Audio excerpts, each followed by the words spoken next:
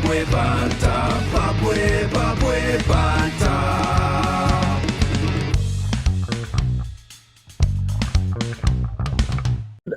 Morning everybody, coming to you from a very blustery Prince Edward today. We are here with Kuda from the Mwana group, and Kuda, we just want to ask you first, what is the Mwana group? What is it? What do you guys do? Thanks, man. You're very kind. Nobody asked that question.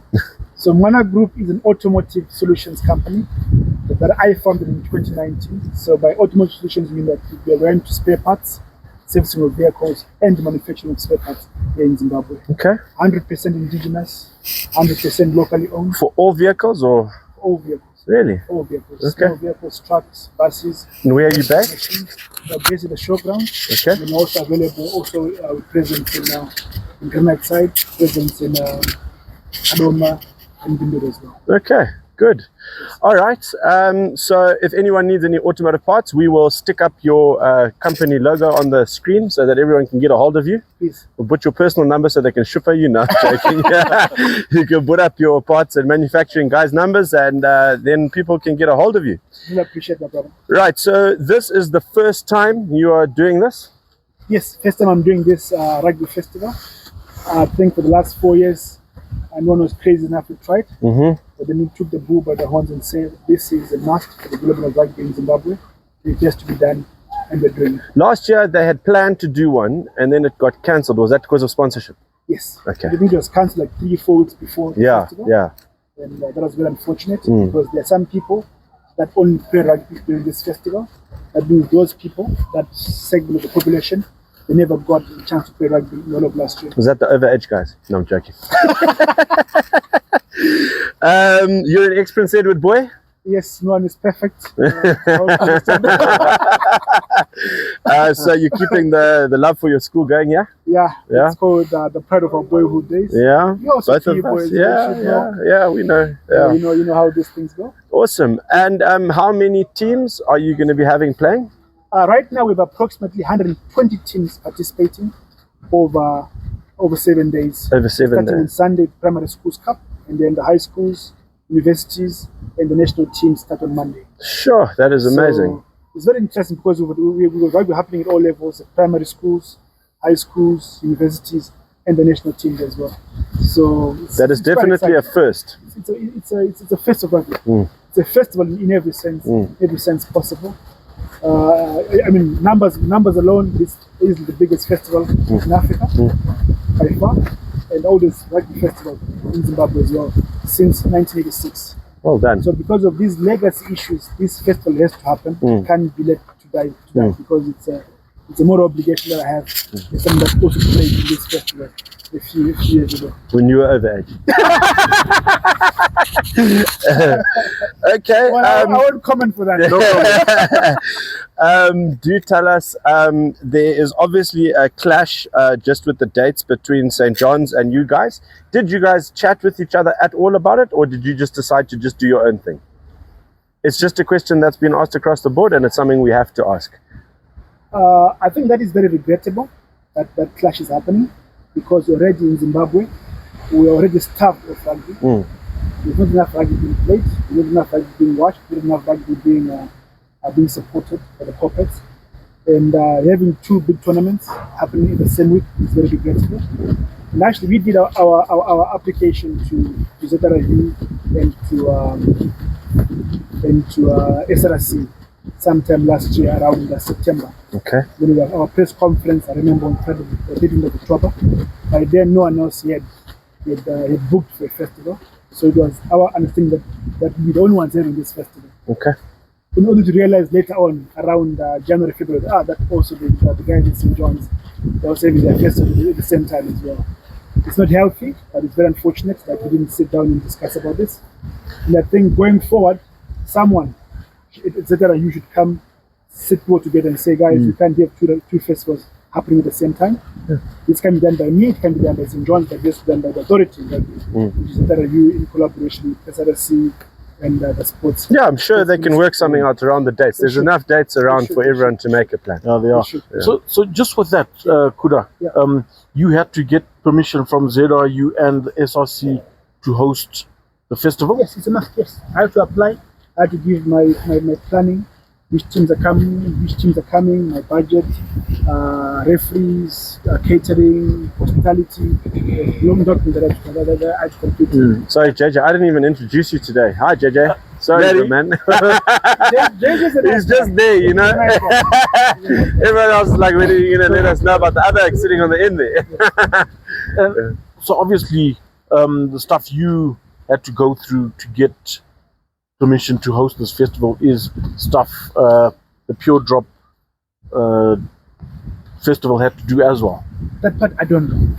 I do not know what those guys have to do. I'm not sure. I'm just I can't speak thinking for them. if you both had to go through the same channels. Yes. I'm just wondering how ZRU and SRC would I don't. allow. Maybe there is no allow the clash. Maybe there can't be someone saying there is a clash here. They can't. It's if you want to host a festival at the same time another school is. I don't think they can say you can't.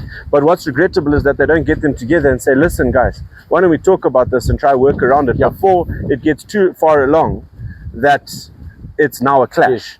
They should have said, oh look, there is a story here. Why don't we try and sit down and work this out?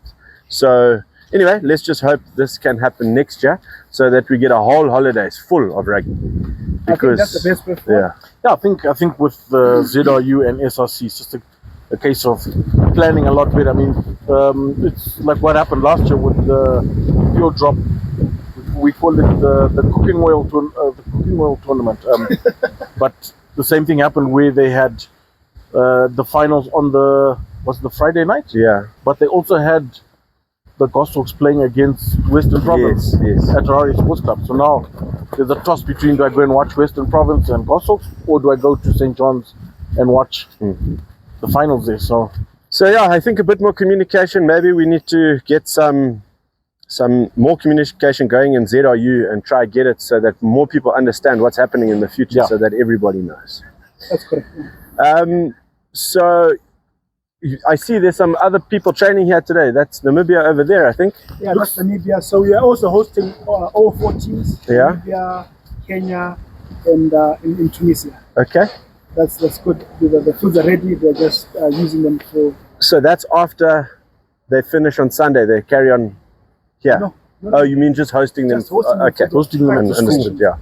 Yeah. Brilliant. Okay. On Monday. On Monday. Yeah. so you've got all three teams based Yes, we here do. at Only, PE. no, only for practice. For practices. I think they're Okay. staying Pestalozzi or something. Okay. Then they're just coming here for Okay. training All right. sessions, yeah. And I see you guys are doing up the field. You've done up the. What else are you up to here? You're getting stuck in, eh? So this is my school. It's my home. We are really going all the way. Yeah. And most of the stuff that they are doing this year will last the next 100 years. We're building a perimeter wall in front of Prince Edward. We're putting lots of money there. Actually, all the money that we have is going there. It's a legacy issue. That we're trying to improve the school, to reinstall that pride of Prince Edward, that portion. Look at something that is beautiful, that is being done by old boys.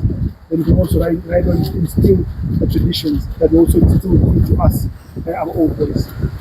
Including the John Bruden camp, Vision Computer Center. Well done. And we're fixing the field, we're putting lots of fertilizer, we're painting the walls, we're putting the benches, we are fixing the sitting arrangements, we are, it's a lot of stuff. We see it all going on. Yeah, it's quite, it's very painful, but it has to be done. Yeah. And there's so much that needs to be done in the school to make it what it's supposed to be. And unfortunately, it can't be done only in 1 year, but it's a process that takes time. And hopefully, after we've done our 5-year stint with this festival at Prince Edward, people will say, yeah, when a group was here, they've done A, B, C, D. And that's what what we're aiming for as well. Well done. And the whole idea is that we're trying to do this to set an example of how schools should be run. And then if you do the same thing, and then hopefully the boys at Crembon, the boys at Ellis Robin, the boys at Jameson, the boys at Newton, they'll say, guys, let's go back to our school and do what PE old boys are doing at their school. Believe me, if that is done, all of the schools in Zimbabwe will be different. There are enough older boys with enough resources at every school. From rural schools, ghetto schools, mission schools, government schools, private schools, there are enough old boys to do it. And if you count, like for example, Prince Edward, which is a special school, sorry. We have been in existence for 125 years. And I'm sure there are easily over 200,000 PE boys who are alive today. Yeah. across the whole block. And then if all of us pay $1 a month, that's $200,000 that comes into the coffers of Prince Edward. Imagine what we can do with $200 every month. Well, that's your call out, old boys. So if you're watching this, let's get something going. You can get a Please Fund Me or GoFundMe for Prince Edward. Yes. And we can get it out there under Mwana, and you guys can make sure it goes to the right places, eh? Correct. Not just Prince Edward, but all the But old all the boys. schools, yeah. I mean, all the old boys. Alan Newson, Ellis Robbins, Milton. Don't forget Falcon, Churchill, eh? Churchill as well. There's someone out there going, pick us, Churchill, pick us. It's very dear to my heart. The Churchill It's very old, important. Yeah. the Churchill old boys in Form 4. Yeah. Yeah, the old boys in Form 4. What are the plans for growing the festival in the upcoming 5 years? So what ideally what we have is that by the end of 5 years, half the participants must be touring teams. Half the participants. Okay, that was one of the questions. As I was saying, you want to get it. touring teams. That way, we then bring up the level of rugby in Zimbabwe. One thing which I've always said is that if you compare the top rugby playing schools in Zimbabwe, if you put them together, Prince Edward, Churchill, Prince Edward, Churchill, St. John, St. George's, Peterhouse, Falcon, Lomagundi, Gandhi, they're playing good rugby in Zimbabwe. But if you compare this with the global standard, it's bad rugby. So they are the champions of losers. Yeah. Unfortunately. Yeah. That's one way to put it. Yeah. Yeah. The rugby is good, but not good enough anywhere else besides in Zimbabwe. So what they have is like maybe if it was a math test, they are scoring maybe 25-30%. That's a U.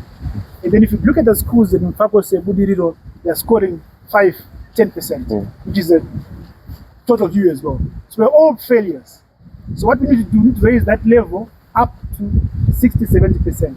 How do you do that? By increasing the pool of playing rugby. Exactly. Increase that. So what those guys have got there happening at the group at the 8-tier schools, it's not what we're supposed to have in Zimbabwe. That will never take us to any World Cup. That will never take us to anything meaningful besides what they do in Zimbabwe. So that being said, are you going to put any incentives in for the government schools? Yes, we are. We're going to put in lots of things. Right now, we are going to select, because we need resources, we're selecting 50 people from this festival. And then we put in a special team that will train them, feed them, nourish them, condition them for 1 year.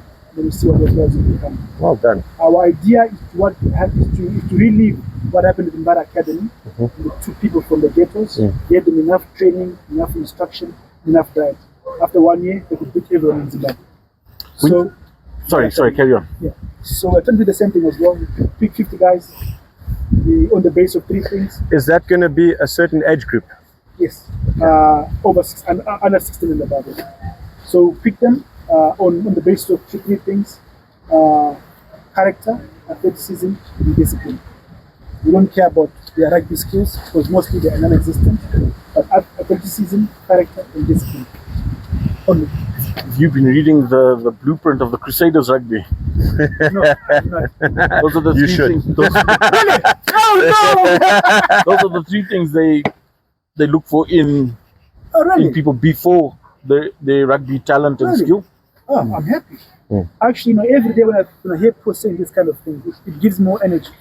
That we are independently finding some principles, independently trying to say, guys, the only way that we can increase the level of rugby quality in Zimbabwe is to increase the pool of people playing rugby. This is logic, this is common sense, it has to be done. But people think differently.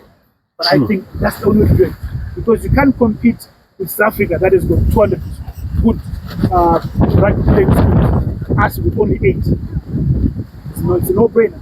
So what do? You increase the pool. And with that group of 50 players that you're going to select from this tournament, you say from under 16s, is the plan to work with them for a year alongside with Sean D'Souza, who's doing the under 20s, so that they've got something to go to from the PE festival to under 20s, and then hopefully grow that under 20s into what would then become the Sables? Or so we are still trying to find ways of growing this program. There are 2 possible ways. One of them is to bring them to one school, then they play as a unit. Another one is to put them in an academy, and they also play them as well. And what after most of them right now they will exist as an independent unit outside any structures. They just come maybe on weekends, 3 times a week, 4 times a week, and they're trained. And what happens then? After that, they then feed into the ecosystem, club rugby, coach Sean's team, under 20s and stuff. So that's still in the balance because rugby is very political game. Interesting. Yeah.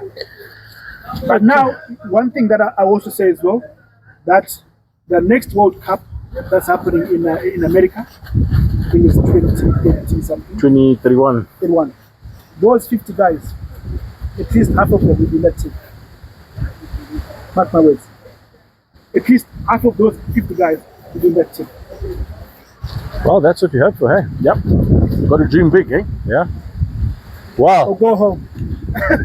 All we can say is well done, and we thank you very much for coming on the show. And we will be around during the festival. We'll come and do some interviews and have a chat with some of your guys, have some interviews with the people you choose, and we'll be around. Babwe Banter will be here and supporting you in everything you do. Thank you, my brother. And we'll try and get your name and everything you're doing. We are very proud of you, and we want to thank you. Thank you, my brother. Really appreciate it. Thank you from Babwe Banter. Thank you, my brother. We appreciate it. Thank you, sir. Really Thank you, eh? Thank you. Any more questions for us? Let us know. We'll be at the festival. We'll be around, so we can shoot them out. Just send them onto our links on the show, and please don't forget to like, share, and subscribe. And we'll catch you guys at the festival. Babwe, Babwe, Banter.